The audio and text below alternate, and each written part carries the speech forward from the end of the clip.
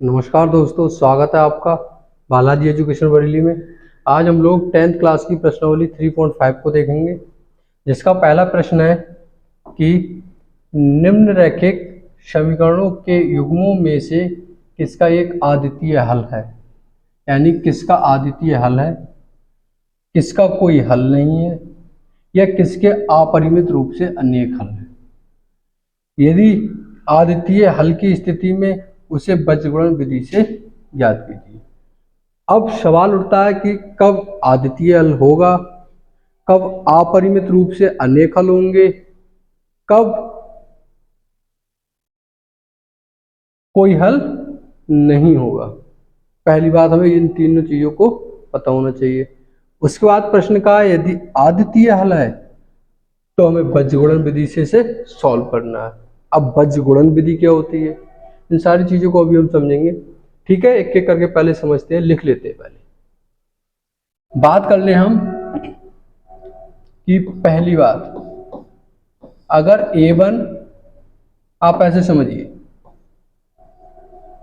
दोबारा लिख देते हैं कि दो समीकरण दे रखी है। माना A1x plus B1y plus C1 equal to 0, समीकरण होगी 1। दूसरी है A2x plus B2y plus C2 equal to 0, समीकरण होगी 2। ये दो समीकरण दे रखी है हमें। यहां से अगर हम मान निकालें, ठीक है, अगर A1, समझिएगा आप लोग ध्यान से कि A1 upon A2 not equal to आ जाए B1 अपॉन B2, तब क्या होगा, क्या होगा, अद्वितीय हल। अद्वितीय हल, ठीक। यानी A1 upon A2 not equal to क्या आ जाए B1 अपॉन B2, तब हम क्या बोलेंगे इसे अद्वितीय हल। सेकंड कंडीशन को आप देखिएगा, यदि A1 upon A2 equal to B1 upon B2 equal to C1 upon C2 आ जाए, तब हम क्या बोलेंगे इसे अपरिमित रूप से अनेक हल। यानी कि जो समीकरण होगी उसके अपरिमित रूप से क्या होंगे, अनेक हल होंगे, ठीक। थर्ड, अगर A1 upon A2 equal to B1 upon B2 और not equal to C1 upon C2 आ जाए, नॉट इक्वल टू, तब हम क्या बोलेंगे इसे कि समीकरण का कोई हल नहीं, समीकरण का कोई हल नहीं। सही है। यानी कि दो समीकरण दे रखी हैं, जिसमें क्या है कि A1 upon A2 not equal to B1 upon B2 आएगा, तब क्या बोलेंगे हम अद्वितीय हल है। और A1 upon A2 equal to B1 upon B2 equal to C1 upon C2 आएगा, तब क्या बोल देंगे अपरिमित रूप से अनेक हल। और A1 upon A2 equal to B1 upon B2 not equal to C1 upon C2 क्या हो जाएगा, समीकरण का कोई हल नहीं है। ये तो बात हुई कि कब अद्वितीय होगा, कब अपरिमित रूप से अनेक हल होंगे, कब हल नहीं होगा। अब प्रश्न में क्या था, यदि अद्वितीय हल है तो उसे बीजगणित विधि से सॉल्व कीजिए। अब बीजगणित विधि क्या है उसे भी एक बार देख लेते हैं हम। बीजगणित विधि की बात कर ले तो ये लिखा हमने x, ये लिखा बटे इक्वल टू में लिखा y, इक्वल टू में लिखा c। आप लोग देख पा रहे हैं ना वहां तक, ठीक। यदि हम x की बात कर लें, इस x की ध्यान से देखना, जो बताने जा रहा है एक ही बार में समझ में आ जाएगा। जब हम x की बात करेंगे इसकी, तो इस टर्म को छोड़ देंगे, y और c को देखेंगे हम, ठीक। इसमें क्या देखेंगे, लिखते हैं क्या बचा, x को छोड़ दिया, यहाँ बचा b 1 और C1, और क्या बचा B2 और C2। बाई की बात कर ले हम लोग। बाई की जब बात करेंगे बाई, तो बाई वाले टर्म को छोड़ देंगे हम। जैसे ही बाई वाले टर्म को छोड़ेंगे बचा क्या हमारा, वो लिखते हैं। यहाँ बचेगा A1 और पहले में C1 दिख भी नहीं रहा है, मुझे लग रहा है, इसी से लिखते हैं A1 और C1। इससे क्या बचा A2 और C2। जब C की बात कर लें, C बोले तो अचर पद है ये, ठीक है, यानी कि इसे हम लिखते हैं 1। जब इसकी बात करेंगे तो क्या आएगा भाई, इसे छोड़ देंगे, क्या बचा बताइए, A1 B1 और क्या बचा A2 B2। बस इसे देखिए ध्यान से। अब क्या करते हैं हम लोग, पहले मल्टीप्लाई करते हैं हम। फर्स्ट इस रो से चलेंगे, गलत हो गया। फर्स्ट हम इसे देखेंगे, ऐसे करेंगे मल्टीप्लाई, देन माइनस में इसे। इसमें क्या करेंगे पहले हम इधर, देन ये, फिर इसे। ठीक, मल्टीप्लाई कीजिए आप और बताइए कि x के बटे में क्या आएगा। x के बटे में क्या आ जाएगा कि ये क्या हो जाएगा B1 C2, और इधर जैसे करेंगे माइनस का आएगा, क्या हो जाएगा B2 C1। बाई की बात करें क्या आएगा, पहले इधर करेंगे, यानी कि A2 C1 माइनस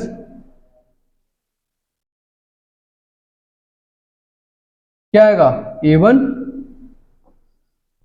C2, और ऐसे हम क्या करेंगे अचर पद का कर लेंगे, जो हमारा अचर पद दे रखा है।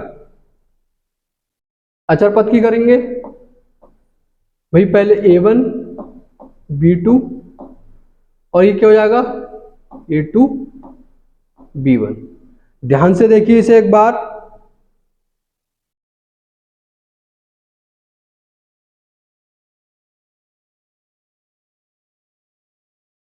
समझ गए होंगे आप लोग, स्क्रीनशॉट ले लिया होगा आपने। अब ये होता है हमारा द्वितीय हल, अद्वितीय हल कब होगा, आपरिमेय कब होगा, ये क्या होगा, और हमारा क्या होगा जो बीजगणित विधि है वो क्या होगी। समझ गए होंगे, ऐसे निकालते हैं। अब इससे जब हम प्रश्न में हल करेंगे, इससे प्रश्न हल करेंगे तो आप बहुत अच्छे से और आसान भाषा में समझ पाएंगे। ठीक है, अब बढ़ते हैं हम लोग अपने प्रश्न की तरफ। प्रश्न क्या था हमारा भाई, प्रश्न है पहला कि x minus 3y minus 3 equal to 0, 3x minus 9y minus 2 equal to 0। इसे सॉल्व करेंगे हम। देखते हैं कि सबसे पहले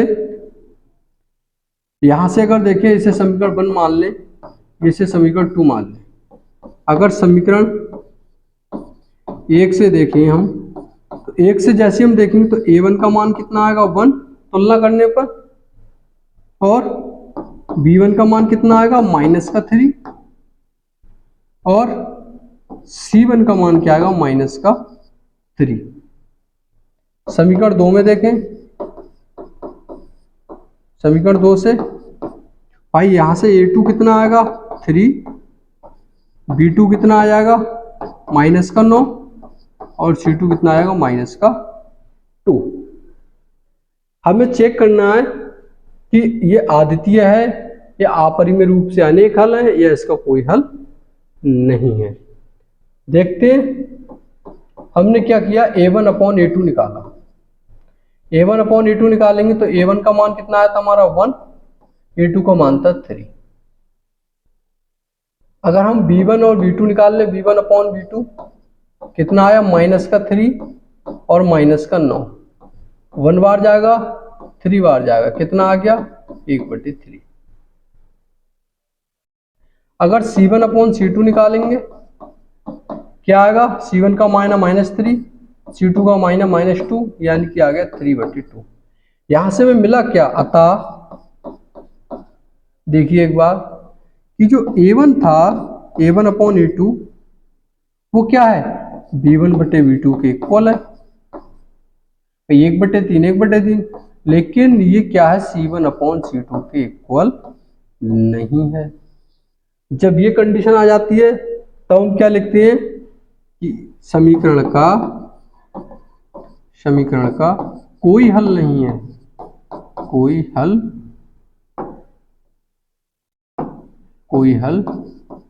नहीं है। ठीक है। और जब समीकरण का कोई हल है ही नहीं तो हमें बज्रगुणन विधि से करने की जरूरत ही नहीं है। हमसे कहा गया जब आदितीय हल हो तभी करना है। ठीक है, नेक्स्ट बढ़ते हैं सेकंड प्रश्न की तरफ। सेकंड प्रश्न है 2x + y = 5, 3x + 2y = 8। इसे सॉल्व करेंगे। भाई इसे हमने क्या मान लिया, 1 समीकरण मान ली। आप लोग एक बार कॉपी में दोबारा से इसे नोट डाउन कर लीजिएगा कि समीकरण क्या है, उसके बाद ही आप आगे बढ़िएगा। ठीक है, तो समीकरण 1 से, जैसे ही 1 से समीकरण से देखेंगे हम, या एक काम करो पहले एक बार लिख देते हैं, छोड़ो ना, आप लोग बहुत कंफ्यूजन में होंगे कि ये डायरेक्ट कैसे लिख रहे हैं। इसे लिखेंगे हम, समीकरण क्या है भाई, 2x + y = 5 है, यानी क्या आएगा 2x + y - 5 = 0। यहां से देखेंगे तो A1 का मान आ गया 2, B1 का मान आ गया 1 और C1 का मान आ जाएगा -। इसकी कंपेयर किससे कर रहे हैं, आपको ध्यान रखना चाहिए कि A1x + B1y और +C1 = 0 से कंपेयर कर रहे हैं हम लोग। ठीक, समीकरण 2 से देखेंगे, समीकरण 2 से जैसे 2 देखेंगे क्या है, 3x + 2y = 8, क्या आएगा 3x + 2y - 8 = 0।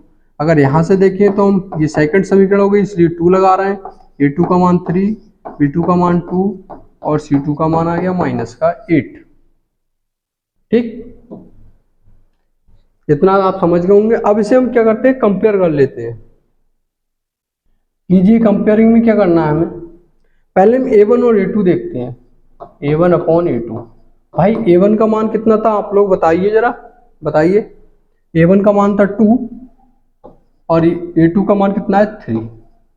यदि हम B1/B2 निकालें तो B1 का मान कितना है 1 और B2 का मान है, तो हमें C1 और C2 को देखने की जरूरत ही नहीं है, क्योंकि यही इक्वल नहीं है, ये इक्वल आते तो हम C1 C2 की तरफ बढ़ते। या अतः A1/A2 not equal to B1/B2। ठीक, जब ये आ गए अतः क्या लिखें हम, समीकरण का अद्वितीय हल है, अद्वितीय हल है। भाई इस कंडीशन में क्या होता है, अद्वितीय हल। अब प्रश्न में यही बोला गया है, यदि अद्वितीय हल है तो आप इसे बज्रगुणन विधि से सॉल्व करके बताइए। अब इसे हम बज्रगुणन विधि से सॉल्व करते हैं, लिखते हैं बज्र गुणन विधि। एक बार हम क्या करते हैं, दोनों समीकरण को लिख लेते हैं। समीकरण क्या है हमारी दोनों, पहली समीकरण क्या आई थी हमारी, जो हमने निकाला था, अच्छा समीकरण लिखना ही भूल गए, अच्छा, ये 1 है और ये 2 है। इसे मान लेते हैं समीकरण कौन सी, थर्ड, और इसे मान लेते हैं फोर्थ।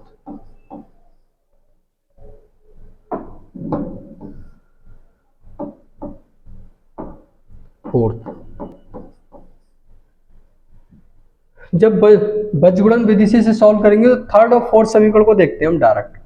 थर्ड फोर्थ समीकरण हमारी क्या थी, 2x + y - 5 = 0। दूसरी है फोर्थ हमारी 3x + 2y - 8 = 0। ये दो समीकरण हमें दे रखी हैं। अब इसे हम बज्रगुणन विधि से सॉल्व करेंगे। कैसे करते हैं देखते हैं, एक बार इसे समझिए।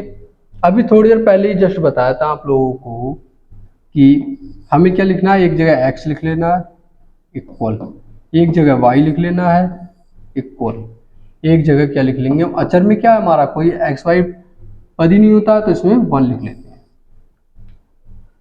देखो जब हम x की बात करेंगे तो x वाली लाइन को हम ड्रॉप कर देंगे यानी छोड़ देंगे, आगे के देखेंगे गुणांक लेंगे, y का गुणांक यहाँ क्या है 1 और ये क्या है c 1 क्या है माइनस का 5, यानी a2 कितना है हमारा 2, c2 क्या है माइनस का 8।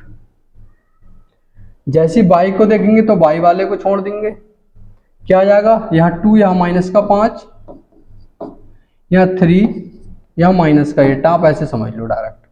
और जब 1 को देखेंगे तो ये वाला टर्म गायब हो जाएगा, यानी कि यहाँ क्या बचा 2, यहाँ क्या बचा 1 और इधर क्या बचा 3 और 2, बस ये लिख लिए। अब समझिए आप लोग, ध्यान रखना हम इसमें कैसे मल्टीप्लाई करेंगे, पहले इसको लिखेंगे, क्या लिखा हमने x बटे क्या होगा माइनस का 8, फिर सेकंड में इधर मल्टीप्लाई करेंगे, क्या हो जाएगा माइनस और माइनस, क्योंकि माइनस के साथ आता है तो माइनस का क्या हो जाएगा 10। अब एक विशेष रूप से आप लोग कंफ्यूज मत होगा, हम लोगों ने प्लस का y लिया है, प्लस के y लेने की वजह से ही इसकी जो मल्टीप्लाई होगी पहले इस डायरेक्शन में होगी, ठीक। अगर यहां माइनस लेते तो पहले हम इनकी मल्टीप्लाई करते, लेकिन हमने प्लस लिया है तो जस्ट उल्टा हो जाएगा, यानी y के बटे में क्या आ जाएगा, देखिएगा ये क्या हो गया माइनस का 15, फिर माइनस आता है, अब इसकी मल्टीप्लाई कर दीजिए, ये क्या आएगा माइनस का 16 इक्वल टू 1 अपॉन, इसका हम सीधे वही कर देंगे नॉर्मल, यानी 4 माइनस का 3। आई होप आप इतनी चीजें तो समझ गए होंगे। आगे देखिए और बताइए आगे क्या आएगा जब इसकी हम मल्टीप्लाई करेंगे, तो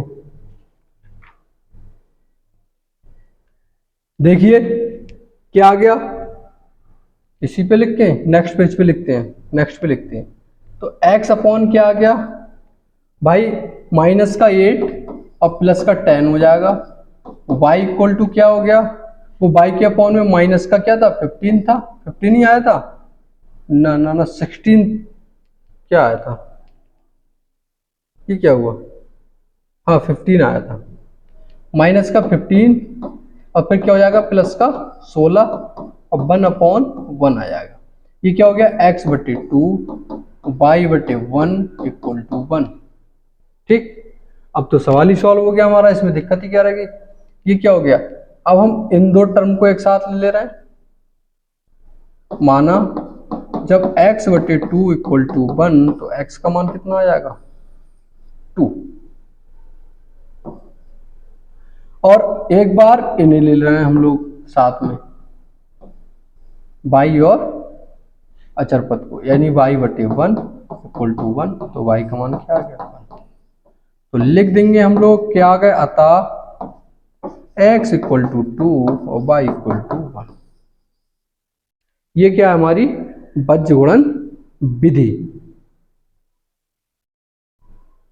ठीक, समझ गए होंगे आप लोग बहुत अच्छे से इसे।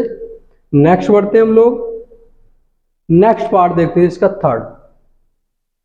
थर्ड पार्ट में दे रखा है, इसे हल करेंगे हम लोग कि 3x minus 5y equal to 20, 6x minus 10y equal to 40। क्या करेंगे, इसे समीकरण 1 मान लीजिए, इसे समीकरण 2 मान लीजिए, ठीक है, और या इसे चलो लिखते हैं समीकरण 1 से। देखिए समीकरण 1 से, जैसे ही समीकरण 1 से देखेंगे 3x माइनस का 5y इक्वल टू 20 दे रखा है, यानी कि 3x माइनस का 5y माइनस का 20 इक्वल टू 0। समीकरण हो गया हमारा थर्ड, ठीक। अगर यहां से देखें हम तो a1 का मान 3 आएगा, b1 का मान माइनस का 5 आएगा, c1 का मान आएगा माइनस का 20। समीकरण 2 से देखिए, समीकरण 2 से क्या है 6x माइनस का 10y इक्वल टू 40, या इसे हम और आसान लिखना चाहें क्या लिखेंगे कि 6x माइनस का 10y माइनस का 40 इक्वल टू 0, इसे मान लीजिए 4। यानी a1 का मान यहाँ से क्या, सॉरी a2 का मान क्या आ जाएगा 6, b2 का मान क्या आ जाएगा माइनस का 10, और c2 का मान कितना आएगा, यहाँ लिख दे रहे हैं c2 का मान क्या आ गया माइनस का 40। अब हमें क्या देखना है कि पहले हम a1 अपॉन a2 को देखेंगे। a1 का मान कितना आया था हमारा 3 और a2 का मान 6 है, 3/6 यानी कि 2 टाइम चला जाएगा, 1/2 आ गया। सेकंड हमें देखना है b1 upon b2। b1 upon b2 देखेंगे तो b1 का मान है माइनस का 5 और b2 का मान आया माइनस का 10, डिवाइड हो जाएगा, 2 टाइम जाएगा यानी 1/2 आ गया। c1 अपॉन c2 एक बार देखेंगे, नेक्स्ट पेज पे देखते हैं। c1 अपॉन c2 को देखेंगे, c1 का मान हमारा कितना आया था भाई, c1 का मान था माइनस का 20 और c2 का मान था माइनस का 40, 2 टाइम जाएगा यानी 1/2 आ गया। अतः एक बार क्रॉस चेक करेंगे, a1 upon a2 equal to b1 upon b2 equal to c1 upon c2। ये क्या आ गए, तीनों हमारे इक्वल आ गए। जब तीनों इक्वल आ गए तो इक्वल में क्या बताया था हमने आपको कि समीकरण के अपरिमित रूप से अनेक हल होंगे, समीकरण के अपरिमित रूप से अनेक हल होंगे, अनेक हल होंगे। अब भाई जब अनेक हल होंगे तो हमें क्या करना है, बीजगुणन विधि को सॉल्व नहीं करना। हमें कब दिखाना था बीजगुणन विधि, जब क्या था हमारा अद्वितीय हल होता। नेक्स्ट बढ़ेंगे, नेक्स्ट है फोर्थ प्रश्न, दे रखा है कि x minus 3y minus 7 equal to 0, 3x minus 3y minus 15 equal to 0, ये होगी समीकरण 1, ये होगी 2। देखिएगा कैसे करते हैं इसे सॉल्व। समीकरण 1 से देखो और बताओ, अब आप ही लोग बताएंगे, बताइए क्या a1 और b1 और c1 का मान क्या आएगा बताओ। ठीक, यानी a1 का मान आ गया 1, b1 का मान आ गया -3 और c1 का मान आ गया -7। बहुत अच्छा। नेक्स्ट समीकरण 2 से देखेंगे हम। समीकरण 2 से क्या आएगा, a2 का मान 3 आ जाएगा, b2 का मान आएगा -3 और c2 का मान आएगा -15। आ गया समझ में। क्या करते हैं, यहाँ से हमें सबसे पहले चेक करना है कि a1 और अपॉन a2 कितना है, यानी 1/3।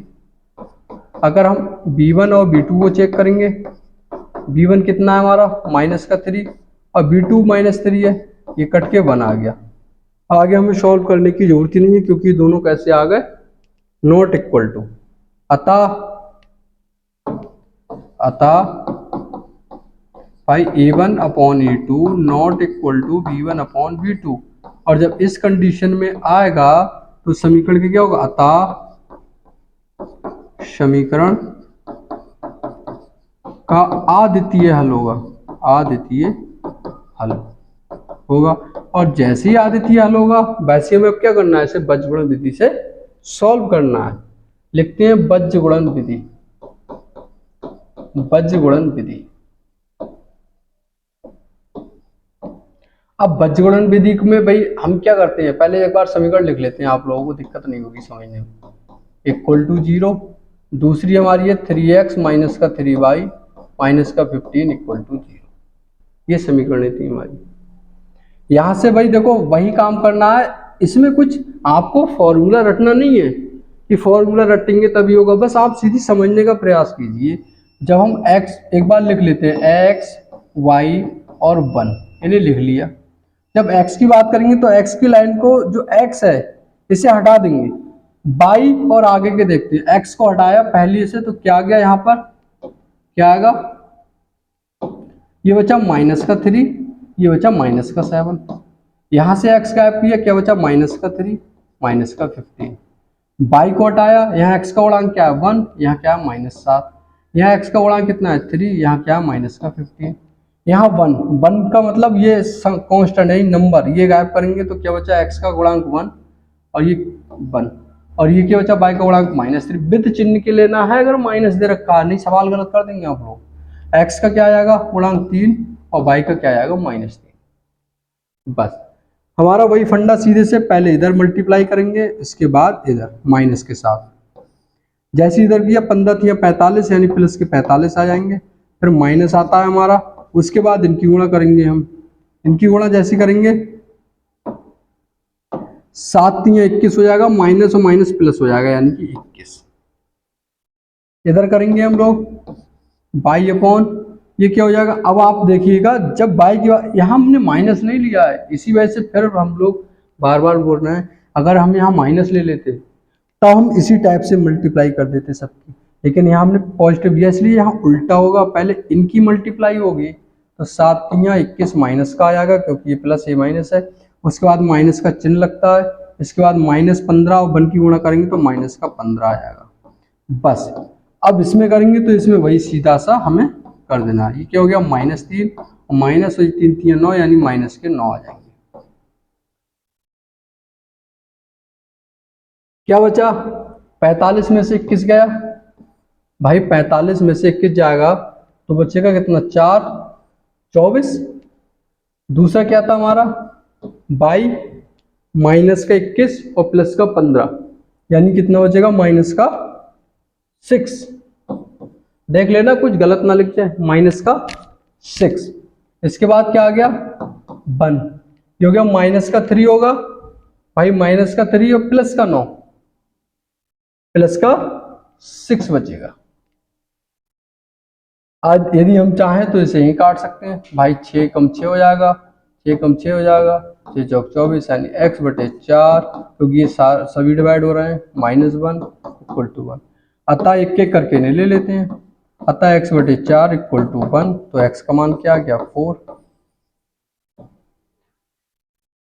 और दूसरा क्या किया हमने, इन दोनों को साथ ले लिया, y/-1 = 1, तो y का मान क्या आ गया -1।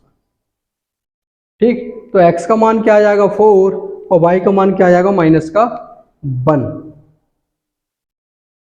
समझ गए होंगे आप लोग इस प्रश्न को भी। आगे बढ़ते हैं हम लोग और नेक्स्ट देखते हैं क्या है।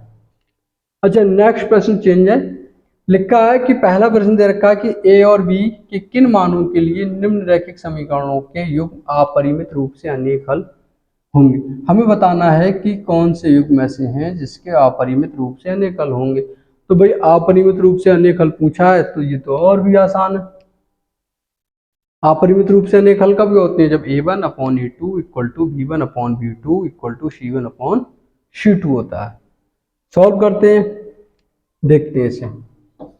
जब इसे हम सॉल्व करेंगे, भाई दे रखा है हमें सबसे पहले 2x + 3y = 7, इसे 1 मान लीजिए, लिख दीजिए समीकरण 1 से।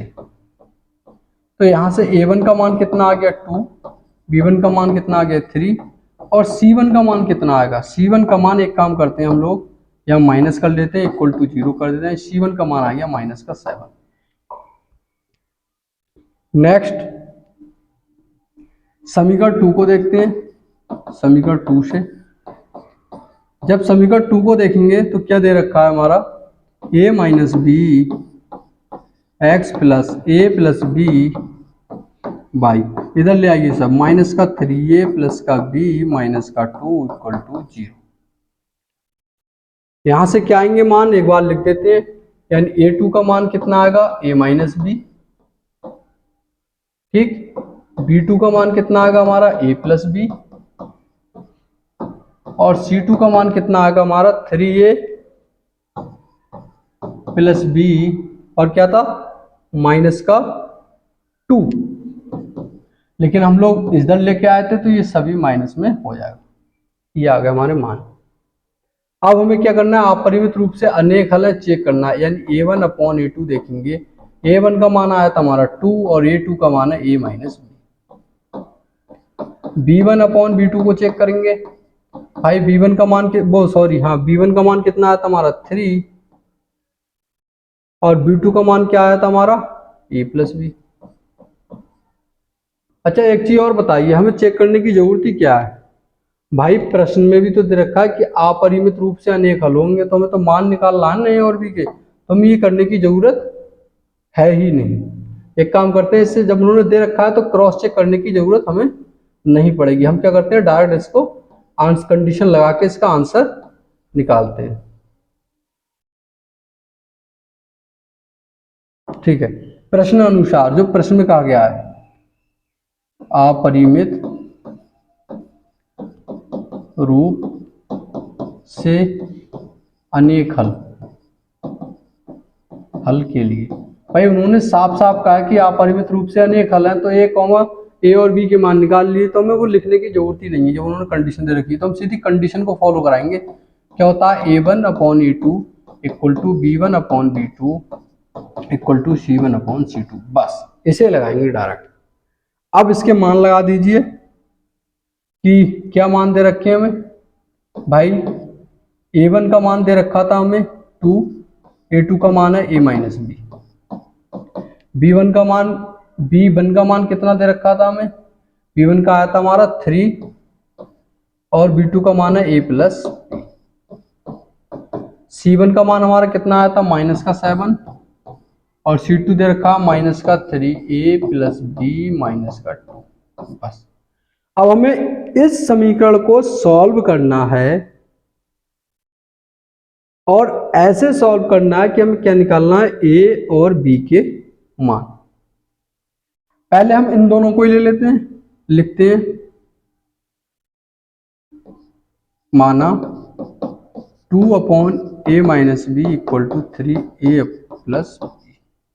तिरछी गुणा कर देंगे इनके, या अतः लिख देते हैं, माना की जगह मानने की जरूरत ही नहीं, क्योंकि सवाल ही दे रखा है हमें।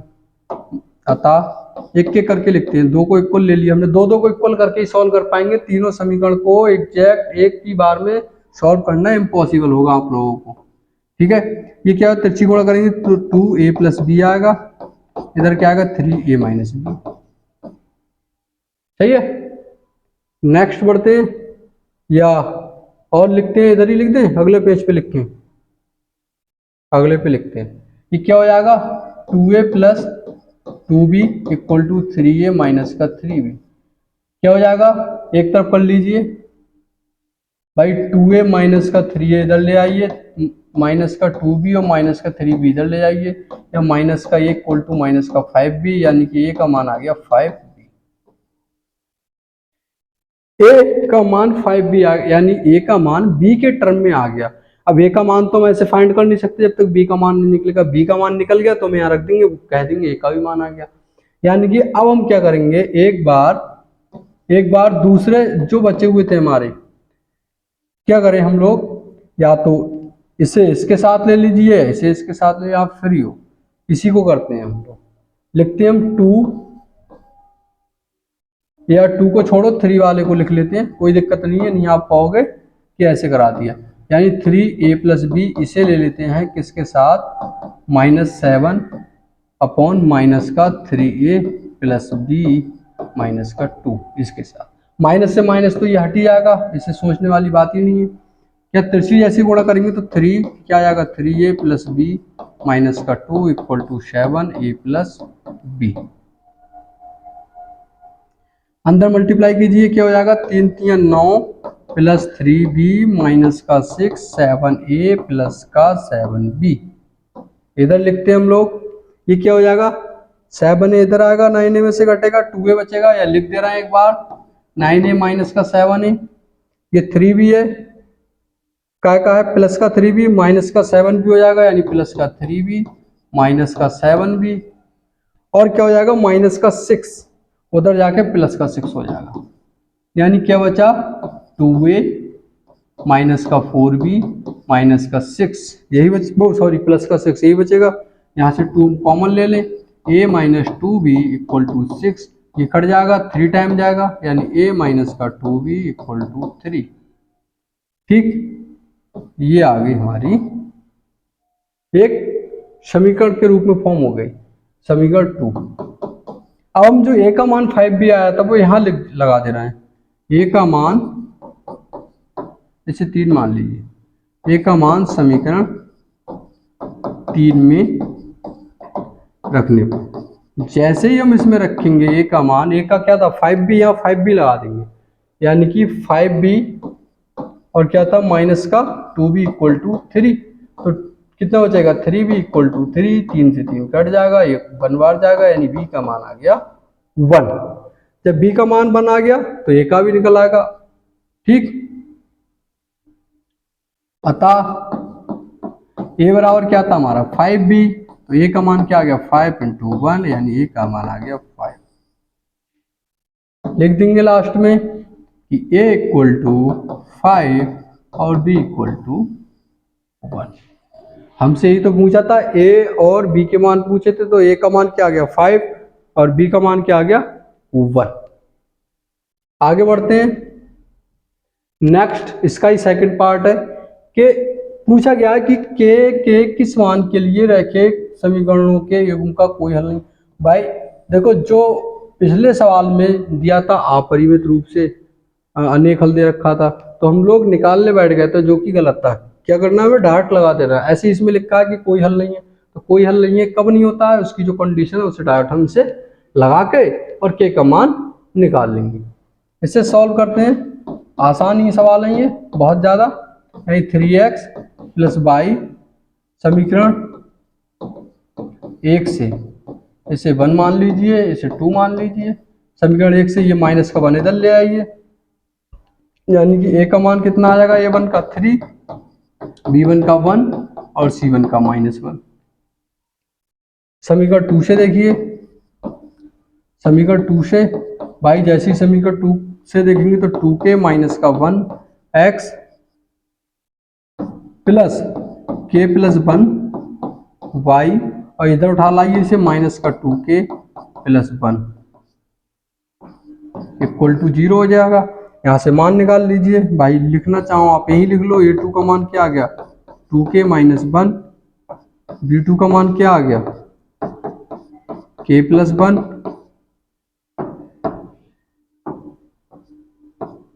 और C2 का मान क्या आ गया माइनस का 2k प्लस।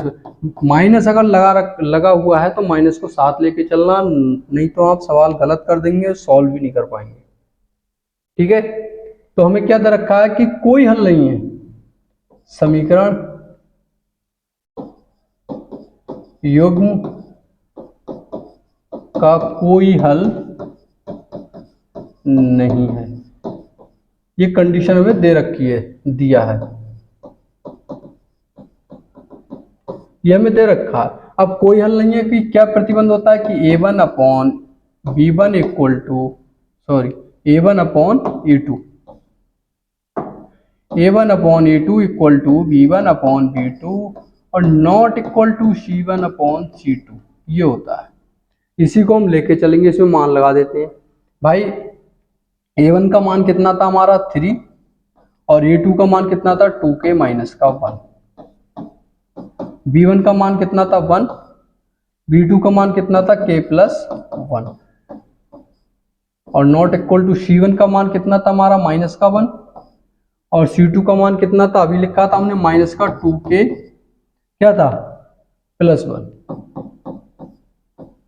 ये तो माइनस से माइनस हट जाएगा, लेकिन ये तो नॉट इक्वल टू है, तो इससे तो हमें कोई मतलब है ही नहीं। भाई नॉट इक्वल टू आ गया, इसे कैसे सॉल्व कर पाएंगे, नहीं करेंगे, हम इक्वल रख ही नहीं सकते।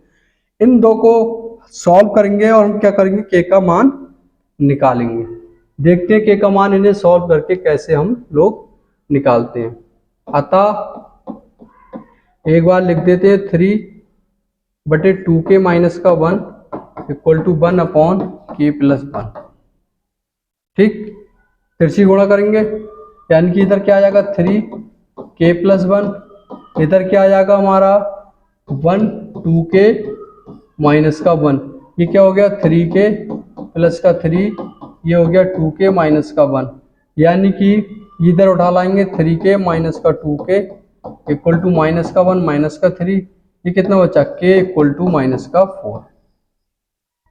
हमसे k का मान ही तो पूछा था, तो k का मान कितना आ गया माइनस का 4। लेकिन कैसे निकाल पाओगे आप लोग, k का मान माइनस का 4 आएगा, कुछ गलत लिख दिया क्या, k का मान -4, एक मिनट,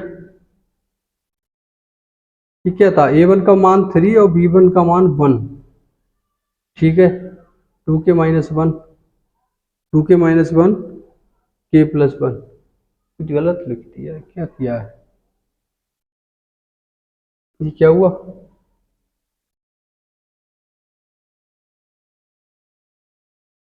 थ्री के प्लस 3 और 2k-1, कहाँ गलत लिखा है बताओ आप लोग। 2k-4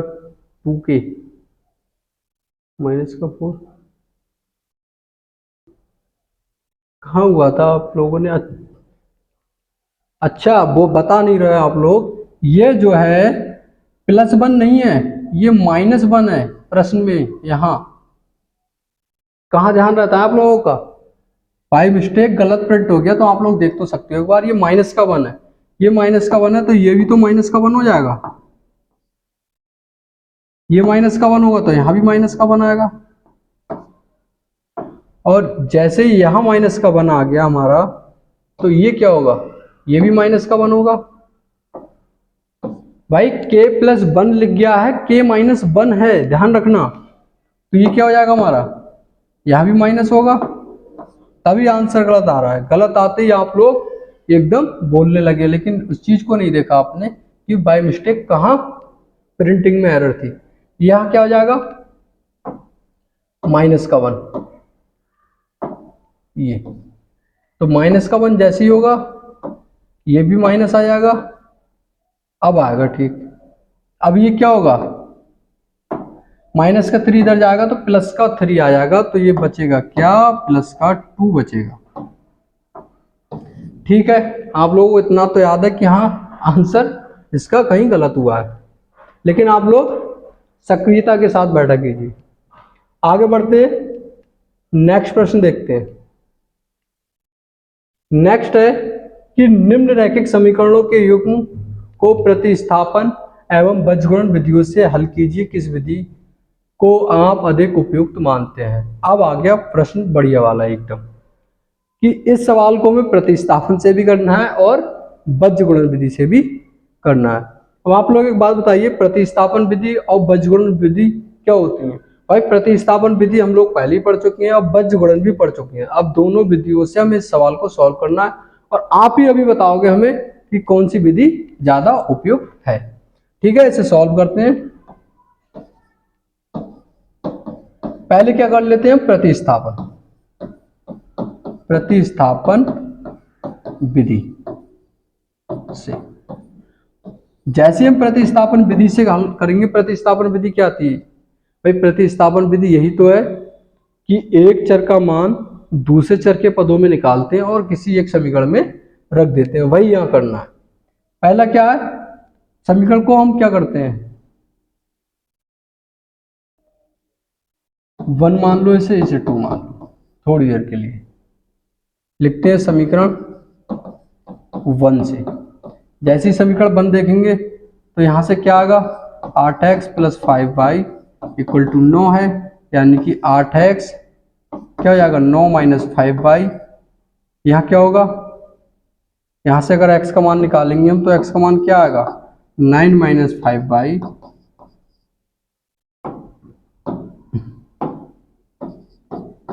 और बटे में क्या आएगा, 8। ये आ गया हमारा x का मान। इस x को मान को उठा के हमें कहाँ रखना है, समीकरण 2 में, बाई में लिखते हैं हम x का मान समीकरण इसमें रख दे रहे हैं, समीकरण 2 में रखने पर, समीकरण 2 में जैसे ही रखेंगे x का मान, तो समीकरण 2 क्या है पहले एक बार लिख लेते हैं, नहीं तो फिर लिखने में दिक्कत होती है, कहीं ना कहीं गलत हो जाता है सवाल। 3x प्लस क्या है 3, और x का मान क्या है तो हमारा लगा देते हैं 9 - 5y / 8 प्लस का 2y = 4। क्या आ गया, अंदर गुणा करेंगे 27 आ जाएगा, -45 वो 15 आ जाएगा, 5 × 15 होता है ना, y/8 प्लस 2y = 4। एलसीएम ले लेंगे इसका, क्या आएगा, 8 आएगा, ये तो ऐसे आएगा 27 - 15y, और ये कितना हो जाएगा 16y इक्वल टू 4, या ऐसे लिखेंगे हम कायदे से तो क्या हो जाएगा, ये माइनस का 15y प्लस का 16y बचेगा, ठीक है। तो ये क्या हो जाएगा 27 प्लस का y, और ये क्या था जो 8 होगा वो इधर चला जाएगा मल्टीपल में, 8 चौक 32। तो यहाँ से y का मान क्या आ जाएगा 32 माइनस का 27, तो y का मान कितना आ गया भाई 32 में से 27 जाएंगे 5, y का मान 5 आ गया। इस y के मान को उठा के हम क्या करेंगे किसी भी एक समीकरण में रख देंगे। तो y का मान उठा के y का मान समीकरण किस में रख दें, 2 में रख दो। 2 में रखने पर आप लोग फ्री हैं, किसी भी समीकरण का इस्तेमाल कर सकते हैं। यानी 3x प्लस का 2y इक्वल टू 4, यानी 3x प्लस का 2 और y का मान आ गया 5 इक्वल टू 4, 3x प्लस का 10 इक्वल टू 4, यानी कि 3x इक्वल टू क्या आ गया 4 माइनस 10, यानी कि 3x इक्वल टू आ गया माइनस का 6, यानी x का मान कितना आ जाएगा 2 टाइम जाएगा, x का मान आ गया -2। हम लिख देंगे एक बार, अतः x इक्वल टू -2 और y इक्वल टू 5। ये किससे सॉल्व किया हमने अभी, ये प्रतिस्थापन विधि थी हमारी। अब इस सवाल को हमें किससे सॉल्व और करना है, हमें भाई हमसे क्या पूछा था कि बीजगुणन विधि से भी सॉल्व करना है। तो बीजगुणन विधि के लिए क्या करते हैं हम, लिखते हैं एक बार बीजगुणन विधि। तो बीजगुणन विधि क्या होती है, समीकरण को एक बार लिख लेते हैं। समीकरण हमारी 8x plus 5y minus 9 equal to 0, और एक हमारी 3x प्लस 2y माइनस का 4 इक्वल टू 0। क्या करेंगे, पहले हम x लिखेंगे जो थोड़ी देर पहले बताया था उसी को फॉलो करेंगे, फिर 1 लिखेंगे। बहुत ही आसान है ये। तो क्या करेंगे देखिए एक बार, x को जब लिखेंगे तो x वालों को हम लोग देखेंगे ही नहीं, बकाया जो बचे उनके गुणांक को लिख लेते हैं। 5 माइनस का 9, 2 माइनस का 4। y को लिखेंगे तो y वाले को नहीं देखेंगे, क्या बचे x का गुणांक 8 बचा, माइनस का 9 है, इधर 3 बचा या माइनस का 4 है। जब 1 यानी कि ये कांस्टेंट है, कांस्टेंट वालों को छोड़ देंगे, x और y को देखेंगे, इनके गुणांक लिख लेंगे 8, 5 और 3 और 2। अब क्या करेंगे हम लोग, x ये क्या करेंगे, पहले हम इधर मल्टीप्लाई करते हैं, बताया था आपको कितना हो जाएगा माइनस का 20 हो जाएगा। अब जैसे इधर माइनस का लगाएंगे, माइनस का 20 हो गया। अब ये माइनस, ये क्या आ जाएगा माइनस का 18। इसमें क्या था, हमने प्लस का y लिया है, फिर एक बार रिपीट करना है, बार बार एक ही बात पे जोर दिया जा रहा है कि हमने प्लस का लिया है, इसलिए मल्टीप्लाई की डायरेक्शन चेंज होगी पहले। तो क्या आएगा माइनस का 27, फिर माइनस का चिन्ह आएगा, इनकी मल्टीप्लाई कर देंगे माइनस का 32। इधर क्या आएगा 1, इसकी सीधी ऐसी करेंगे, यानी 8 दूनी 16 माइनस का 15। क्या आएगा एक बार लिख लेते हैं हम लोग, भाई ये प्लस का 18 हो जाएगा और माइनस का 20 है, तो क्या आ गया x बटे माइनस का 2 इक्वल टू y बटे में क्या आ गया भाई माइनस का 27 और प्लस का 32, क्या बचेगा प्लस का 5 बचेगा, 5 आ गया, और क्या था 16 में से 15 का 1 बचेगा, यानी कि 1 आ गया। अतः x माइनस 2 इक्वल टू 1, इसके इक्वल रख देंगे तो x का मान आ गया -2। और दूसरा क्या था y बटे 5 इक्वल टू 1, तो y का मान कितना आ गया 5। देख लीजिए हमने प्रतिस्थापन से किए थे तब भी हमारे शायद यही मान आए थे। तो आज हम अपनी क्लास को यही रखेंगे। उम्मीद है आपको क्लास बहुत अच्छे से समझ आई होगी। हमारी इस वीडियो को लाइक शेयर कमेंट करना ना भूलें, और हमारे चैनल बालाजी एजुकेशन बरेली को सब्सक्राइब करें। धन्यवाद।